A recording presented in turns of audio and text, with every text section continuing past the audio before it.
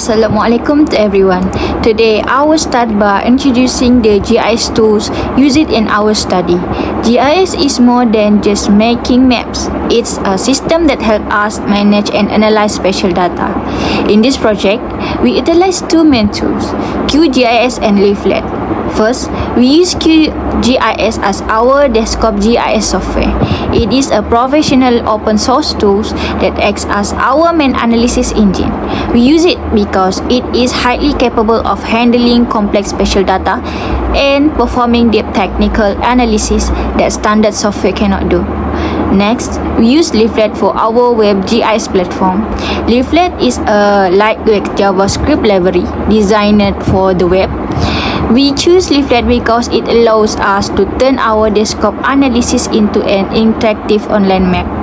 This is making much easier for users to explore the data through a web browser without needing any specialized software.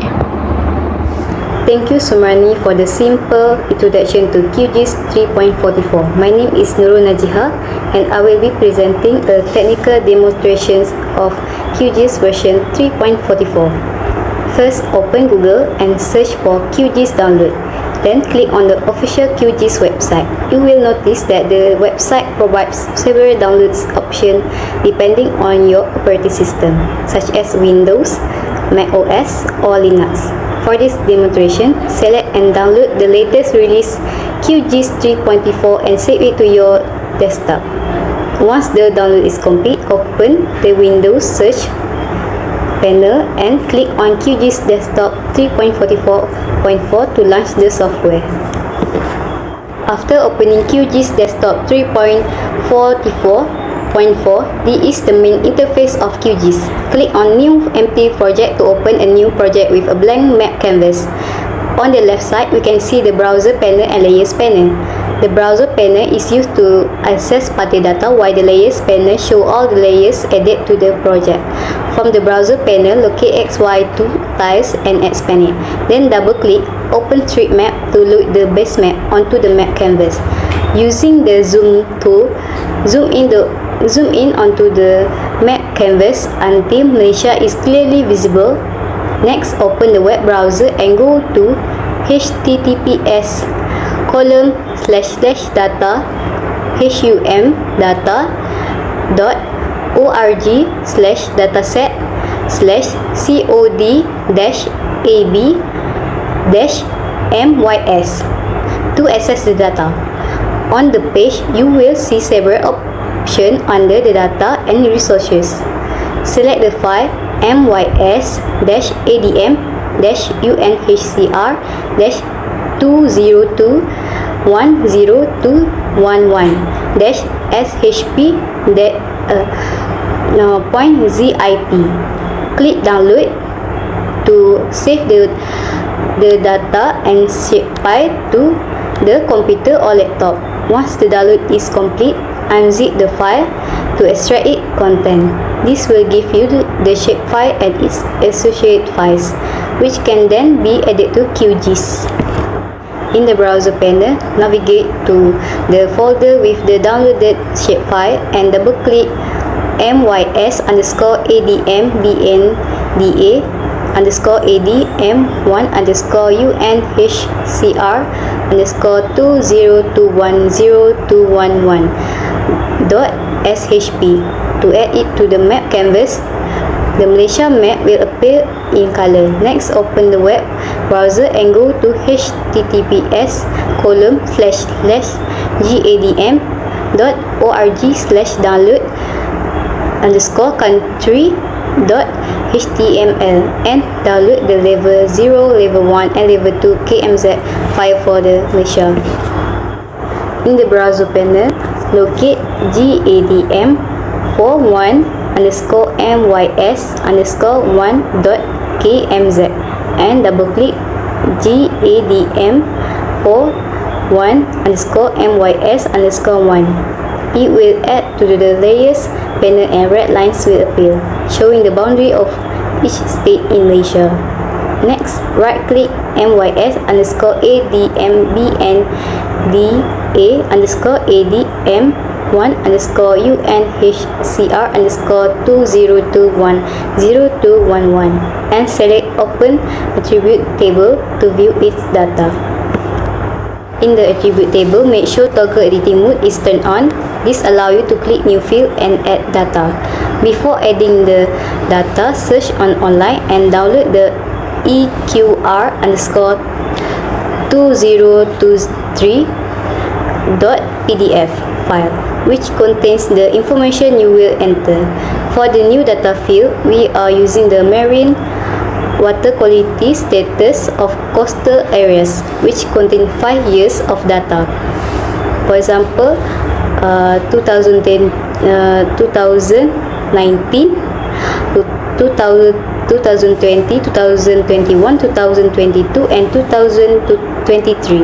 The data set includes the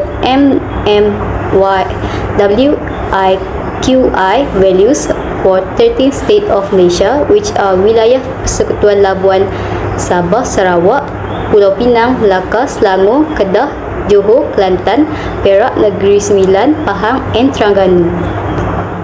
On this part, click New Field to open the Add field. In the name box, type a short nickname of the data, such as MWQSOCA, that stands for Marine Water Quality Status of Coastal Areas. For type, select disclaimer number real. Set length to 7 and precision to 1. Click OK, then the MWQSOCA field will appear in the attribute table. You can now enter the marine water quality data for each state based on a year you selected from the 5 years data. For example, data from 2019 to 2023 can be selected separately to observe changes in marine water quality over time, facilitating the comparison of trends between different years. Next, right-click MYS_ADM_BN_TA_UNHCR_20210211 in the Layers panel and select Rename Layer. Change the name to Marine Water Quality Status of Coastal Area 2022 to reflect the data it contains. In the Layers panel, right-click Marine Water Quality Status of Coastal Area 2022 and select Properties. The Layer Properties window will appear where users can control how the layer is displayed and manage its data. From the left menu, select Symbology and choose Graduated to visualize the marine water quality data based on attribute values. After selecting Graduated under the Symbology tab, choose the MWQSOCA field as the value to classify the data. Next, select an aberrate color ramp and set the number of classes to show differences in marine water quality clearly. Once the settings are applied, the map displays different colors for each state, representing variation in marine water quality status along Malaysia coastal areas. This visualization makes it easier to compare water quality levels between states. Next, go to the Plugins menu and search for QoSM, then install the plugin. QoSM is used to quickly download and extract spatial data from OpenStreetMaps, such as roads, buildings, and land use features directly into Qgis. For this project, we choose beach. After the installation is complete, click on Vector, select QoSM, and then click Quick OSM to open the tool. After opening QuickOSM, click Quick Query to begin extracting data from OpenStreetMap. In the query setting, select a preset. In this example, we use water beach. Alternatively, the same query can be divided manually by setting the key to natural and the value of beach. Next, type Malaysia in the inbox to define the area of interest. Click Run Query and QuickOSM will automatically extract and highlight beach features across the state of Malaysia on the map canvas. This workflow demonstrated how QuickOSM enables fast, retrievable, and visualization of OpenStreetMap data and spatial analysis. Next, go to the Plugins menu and search for QGIS2 Webs. Then click Install Plugin and wait for the installation to complete. The QGIS2 Web plugin is used to convert QGIS projects into interactive web maps, allowing users to publish and share spatial data online using platforms such as Leaflet and OpenLayers. Once the plugin is installed, go to the Web menu, select QGIS to Web and click Create Web Map. The Export to Web Map windows will appear. Under Layers and Groups, it will show all the layers in your project, including the QuickOSM data you add with the Quick Query. This tool allows you to export your QGIS project as an interactive web map, preserving the symbology and layer structure so it can be viewed and explored in a web browser. Next, scroll down in the Export to Web Map window and check that the Natural Base Malaysia data is included and properly list. This ensures that all the features from the QuickOSM query are present before exporting the interactive map. Next, minimize the layer and group panel and check the tick box for the base map. Then add labels to the marine water quality status of coastal area 2020 layer to display relevant information. After that, click off the base map, choose Leaflet as the export format and click Export. Wait for the process to complete and the interactive web map will be generated. After the export is complete, a pop-up may appear asking how do you want to open this file. You can choose any web browser to view the interactive map. For example, our group opened it using Microsoft Edge. This is the final result. Through this interactive map, we can clearly identify spatial patterns and regional differences in the marine water quality status of coastal areas in 2020 between Peninsular Malaysia and East Malaysia. For example, some states show higher water quality values while others have lower values, which helps highlight areas that may need closer monitoring or management. This visualization makes geographic data easier to understand, compare, and explain, and demonstrates how geographical tools and digital mapping can support spatial analysis and informed decision making. For the year 2019, I observed that several coastal areas in Malaysia were moderately polluted. This condition was mainly caused by industrial activities, urban development, and sewage discharge near coastal regions. At this stage, the water quality showed clear spatial variation between different coastal locations. In 2020, I noticed a slight improvement in marine water quality across several coastal areas. This improvement was closely related to the reduction in human activities during the COVID-19 pandemic. Activities such as tourism, industrial operations, and marine transportation were temporarily reduced, which had a positive impact on water quality. By 2021, more coastal areas had reached good and excellent water quality levels. However, differences in water quality still existed between locations, especially between highly developed coastal areas and less developed regions. In 2022, increased coastal development began to place pressure on marine water quality in certain areas. Some coastal zones showed signs of stress due to increased human activities such as construction and coastal development. By 2023, most coastal areas were in their best condition throughout the study period. This improvement demonstrated the effectiveness of continuous monitoring and GIS-based environmental management in coastal areas. First, I use QGIS to map the locations of marine water quality monitoring stations along the Malaysian coastline.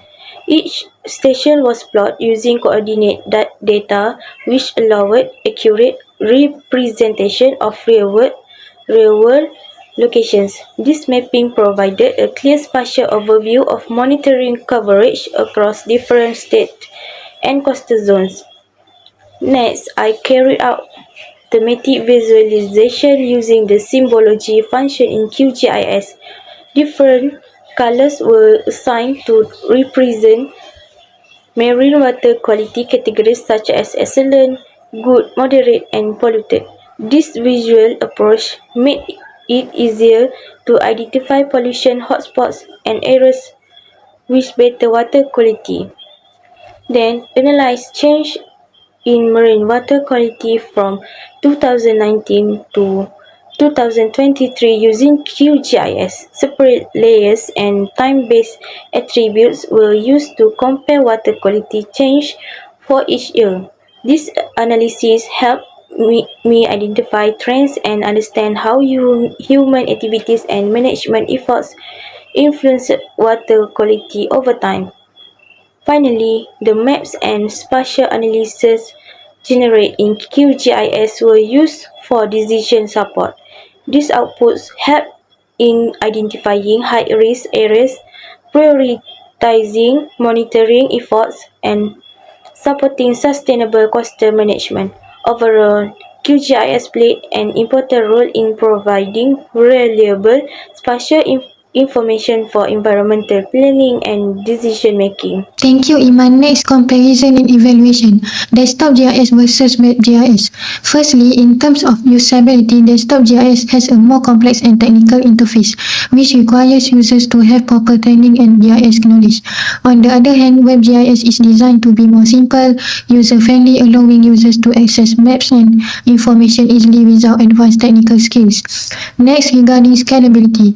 Desktop GIS is limited by the capacity of the user's computer, especially when handling large dataset or complex analysis. In contrast, WebGIS can be easily scaled using server or cloud technology, enabling many users to access large amounts of data simultaneously.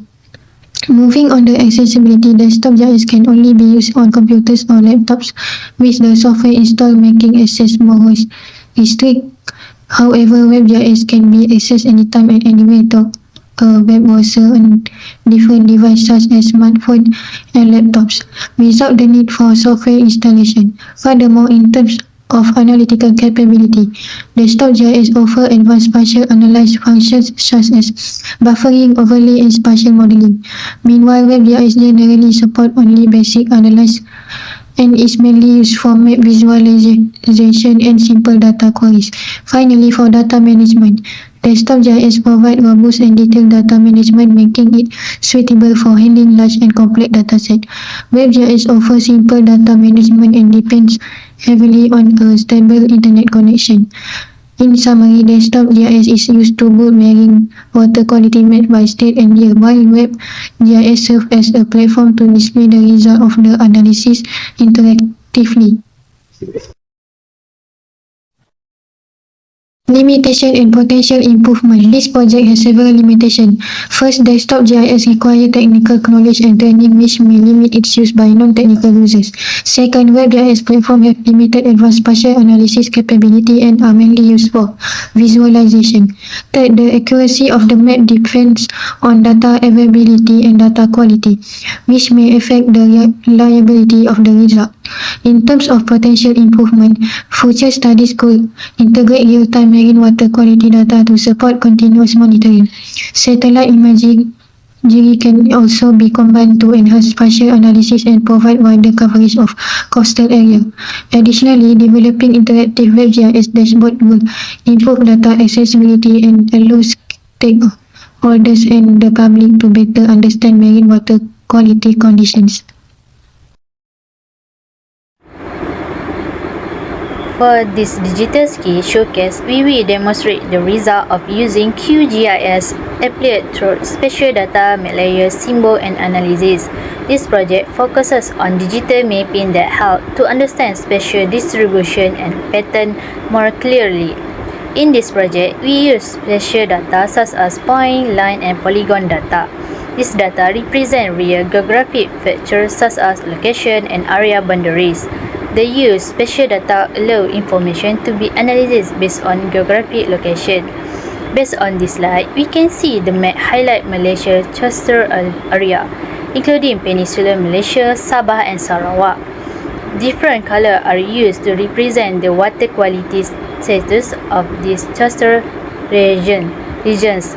From the map, we can see the most of the cluster area are shown in purple, indicating that the marine water quality in 2019 was generally at the high level of the safest category. In East Malaysia, especially in Sabah and Sarawak, the cluster water quality also show a similar pattern. Next, for the year 2020, the marine water quality status in cluster area, which are mostly purple in color, show that the marine water quality is at the safest level, while bright pink and pale pink are at the safe and satisfactory level. Milky white is at the unsafe level. Next, for the year 2021, the status of marine water quality in cluster area, which is mostly dark brown in color, show that marine water quality is at the best level, while the white-brown color for the state of Sabah is at a moderate level, and the orange color is at a good level for the state of Penang, Selangor, and Malacca. Next, for the year 2022, the status of marine water quality in cluster area, which is mostly yellow, indicate that marine water quality is at the best level, while orange is a good level, and a pink and a purple are at moderate level. Blue is at the polluted level. Next, for the year 2023, the status of marine water quality in coastal area, which is mostly blue color, indicate that marine water quality is at the best level, while green color indicate good level, and yellow with orange color are at moderate level, red color is at the polluted level. To wrap up our presentation, here is the conclusion. The key insight from this project is that GIS is a virtual bridge between complex environmental data and clear visualization. For future direction, the integration of real-time monitoring and AI-driving data can further change how we track environmental change like water quality. Reflecting on this learning experience, using tools like QGIS and Leaflet has been very eye-opening. QGIS help us understand the technical side of managing spatial data, while Leaflet taught us to communicate that data effectively through an interactive web platforms. Overall, this journey has significantly improved our digital proficiency and our ability to solve spatial problems using modern technologies.